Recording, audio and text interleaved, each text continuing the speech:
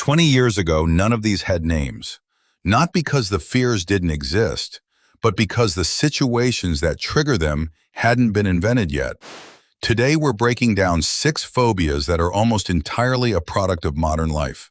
What's actually happening in your brain when they hit, and why an entire generation is quietly managing fears their grandparents never even had the chance to develop.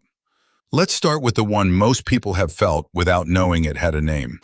Nomophobia, short for no mobile phone phobia, the fear of being without your phone, without signal, or without battery.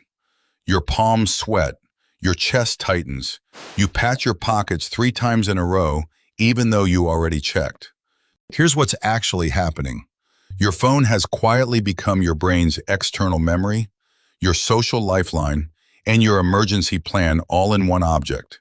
And losing access to it registers the same way losing access to a limb might have registered 1,000 years ago. A sudden, total loss of capability. Studies have found heart rate and blood pressure can spike measurably within minutes of phone separation in people who score high on this scale. It's not really about the device itself. It's about everything the device has quietly become responsible for. Next, one that's become almost a generational punchline, except it's a real and increasingly common anxiety. Telephonophobia, the specific dread of an incoming or outgoing phone call. A text lets you draft, edit, and reconsider before anything is sent. A call demands an unscripted, real-time reaction with zero chance to take it back, and your brain treats that lack of editing time as genuine social risk. This particular phobia has become measurably more common as an entire generation grew up communicating primarily through text first. The muscle for spontaneous verbal reaction simply got less exercise, and less exercised muscles feel harder and scarier to use. The fix that actually works is the same one that works for public speaking. Small, low-stakes calls, repeated often enough that your brain stops treating the ring itself as an emergency.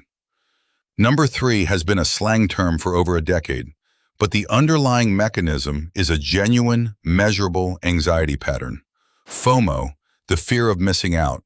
You scroll through photos of an event you weren't at, and your chest tightens with something closer to grief than jealousy, even for events you wouldn't have particularly wanted to attend in the first place. Your brain evolved in small groups, where being physically excluded from the group genuinely threatened your survival. Less protection, less food, less information reaching you before it mattered. Today, a social feed manufactures that exact same exclusion signal hundreds of times a day, at a scale and frequency your threat system was never built to process. The people who score highest on FOMO measures don't actually attend more events afterward. They just experience far more distress about the ones they skip, which is the clearest sign this is an internal alarm problem, not a scheduling problem. Fourth is one that barely existed for most people before video calls became a daily requirement. On-camera anxiety, the specific dread of being on video, whether it's a work call, a social post, or simply your own face staring back at you in a small box on the screen. Unlike an in-person conversation, a video call forces you to watch yourself being watched in real time, which activates a kind of self-monitoring your brain isn't built to sustain for long stretches. That constant visual feedback loop of your own face is part of why video meetings are measurably more exhausting than phone calls or in-person conversations covering the exact same content. Your brain is running 2 tasks simultaneously, actually participating and continuously auditing how you look while doing it. Number 5 lives quietly in your pocket, buzzing dozens of times a day. Notification anxiety, the small spike of dread that hits before you even look at your screen, because any one of those alerts could be something you don't want to deal with.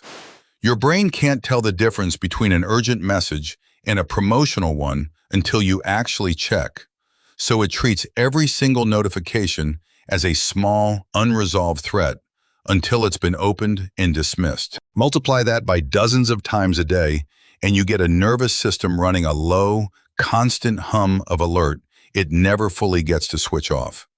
This is part of why simply turning off non-essential notifications produces a measurable drop in reported anxiety within just a few days. The alarm just has fewer reasons left to fire. And finally, one that's entirely a product of a single small feature most apps added without much thought about what it would do to how people wait for each other. The dread of sending a message, watching it get marked as read, and then waiting for a reply that doesn't come. Before read receipts existed, silence was genuinely ambiguous. Maybe they simply hadn't seen it yet. Maybe their phone was off. Maybe it was still sitting unopened in a busy inbox. Now, silence arrives with visible proof that they have seen it. And your brain fills that gap with the worst possible explanation it can generate. Because uncertainty with evidence attached feels far more threatening than uncertainty without any evidence at all. It's a fear built almost entirely out of a single small feature most apps added without much thought about what it would do to how people wait for each other. 6 phobias, and every single one of them is less than a generation old.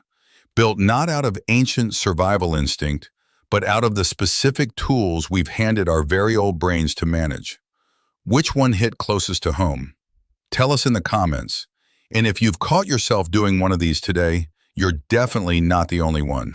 Subscribe, there's more nobody's telling you.